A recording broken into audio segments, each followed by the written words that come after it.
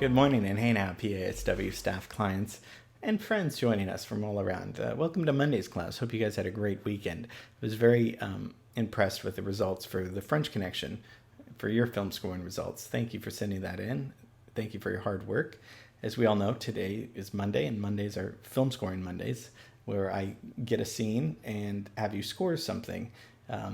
The point is to watch the scene and look at it and see what it reminds you of. See if you hear music in your head. If it reminds you of something, tell me that music and send it to me, and I'll embed it. I'll put the music over the visual, and you can see your original film score. So that's the general idea of it. And it's been going great so far. I appreciate the work. I'd love to have new people join in and have fun with us. So if you're scared, don't worry. There's no right or wrong answers, and it'll all be fun.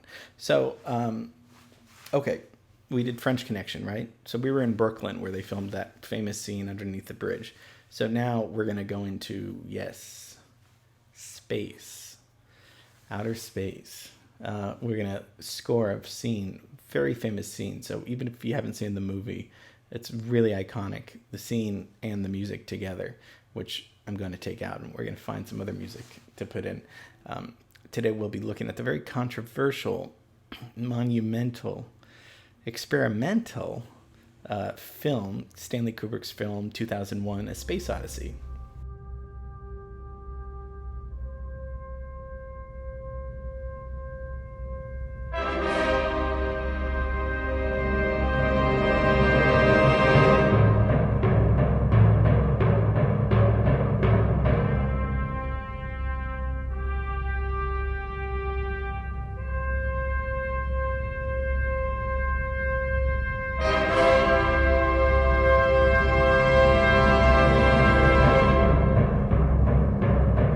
This film came out in 1968, and as you can see, it's a science fiction film. It's an epic film, and I mean, in a nutshell, it's kind of man's relationship to the universe. It's a long movie, and it's experimental in many ways, visually, musically, and we'll talk a little bit about Kubrick. We'll talk about the making of the movie and the importance of it, and then we'll talk about your scene that we're going to be scoring together. So technically, this should be fun. We'll see.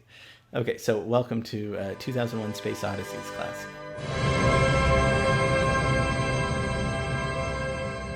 So Stanley Kubrick is a director I'm not sure if we talked about, but maybe you know that name, Kubrick.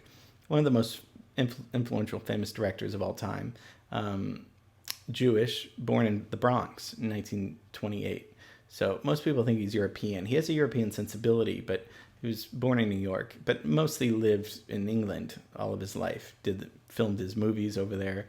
Was reclusive and a workaholic and shy, and died when he was 70 in 99. So, but his output was tremendous.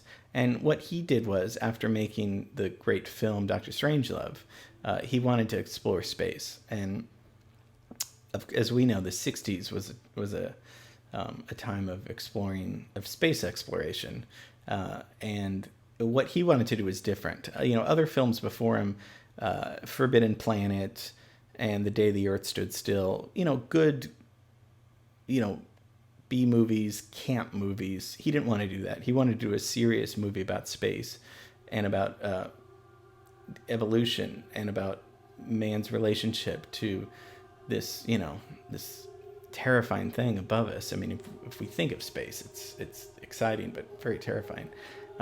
So he wanted to do something serious. He didn't want to just do another movie about space, and he did. I mean, as we can see, it looks so realistic.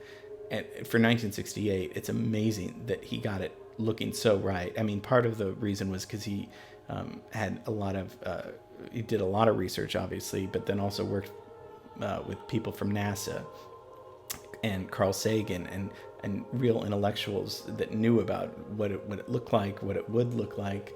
You don't see any aliens in this movie, but because he didn't want to go that route, which is probably good, because it's an existential film. It raises a lot of questions, and and isn't really a conventional film like that. It's an experience. I mean, John Lennon saw it every week, he said, and people were going to the theaters, and it was, it's like a trip. It was like being on a trip. It's a fantastic movie. It's so great. So you can see how serious he was about this. So the film follows this voyage to Jupiter with this computer on board, Hal, who is kind of their all-knowing friend, computer guy, who eventually terrifies them and becomes this kind of evil character. And it's funny how ahead of his time Kubrick was, because if we think of Hal and that relationship, it's hard not to think of Siri and Alexa, devices, computers that are listening to us, whether we like it or not. And Hal is that character. And so for 1968, it's crazy. The big thing is, this is the first time, it's Apollo 8. This is the first time a human being or human beings travel to the moon. So this is pretty great timing for Kubrick. Obviously, the Russians went to space first, or a Russian went to space in 1961, so 7 years before this, and then the American was a month later. So Alan Shepard is the American, and then Yuri Gagarin was the Russian. So we had been into space before this, but 68 was the first time a man was on the moon. And when the movie came out in 68, I think I heard some kind of conspiracy that there's it's ridiculous, and we're digressing a little bit, but that that for the people that didn't think we actually landed on the moon, that they kind of thought that Kubrick was hired secretly by the government to stage a landing because his movie 2001 looks so realistic. I can see that. I don't believe it, but I mean I can kind of see that. So the whole movie is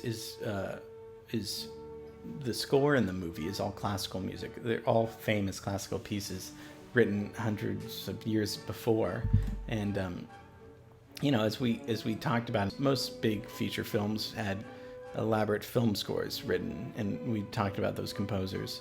And so he hired Alex North, who's a very famous film composer, written Spartacus, and also he worked on Dr. Strangelove, tons of movies. And but Kubrick had classical pieces in the temp score. We know what a temp score is, just something the director puts in until the composer replaces it.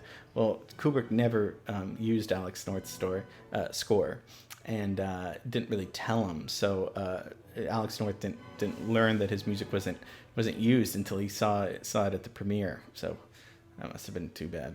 But the classical music in it is very cool because it creates this mood music. And who did we talk about that created mood music? Eric Satie, right? With background music, wallpaper music, somebody that puts a mood into the classical music. So Stanley Kubrick's using this in his film. So the scene we're going to be looking at in scoring is the Dawn of Man scene, and this scene happens 4 million years ago in Africa, where a bunch of apes are we're seeing them in this habitat, where they're kind of vying for who's going to take over and the survival of the fittest, with Darwin's theory.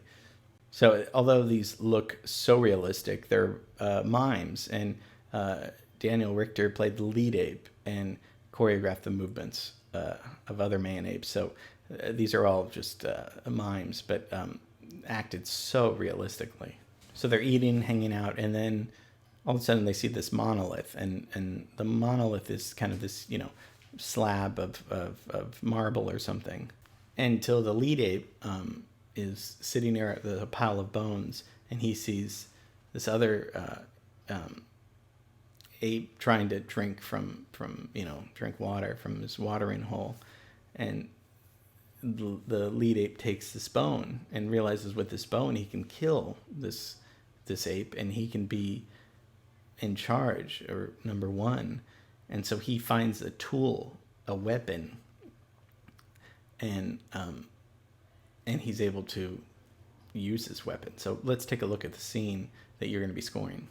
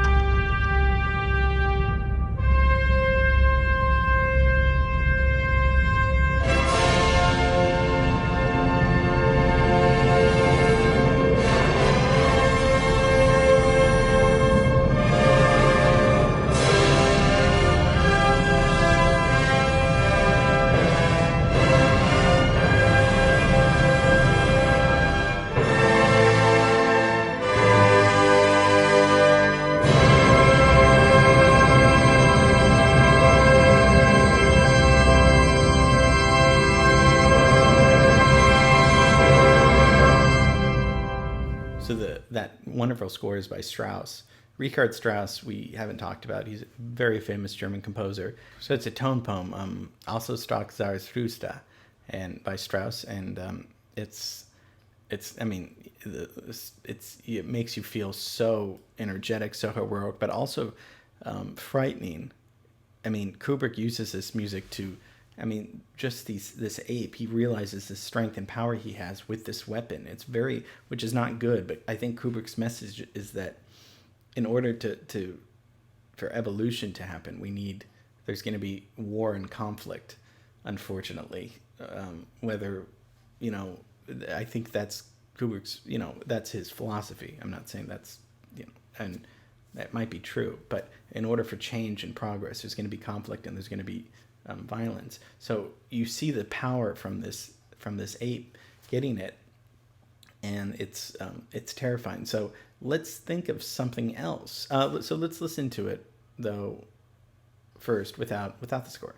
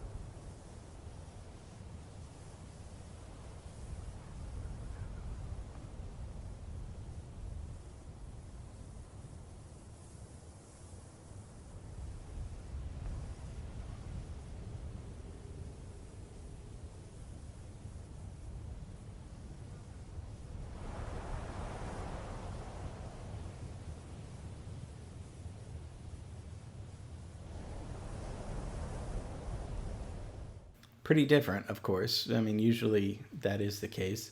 This is it's a very empowering scene, but it's frightening in a way.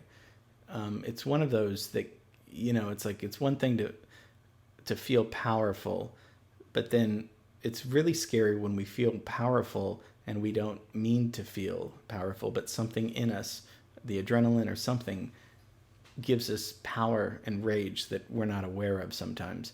And I don't know about you, but for me, when I get that, it's kind of terrifying because it means you're almost in a different state of consciousness in a way that can be scary because we're primal beings, we're human beings, but we're also animals, and we're primal in certain ways.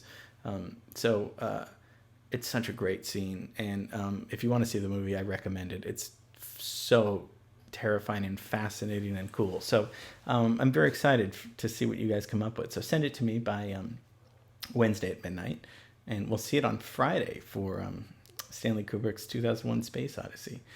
Okay, cool. Yes, definitely said it all. And okay, so love you guys, miss you guys. See you soon.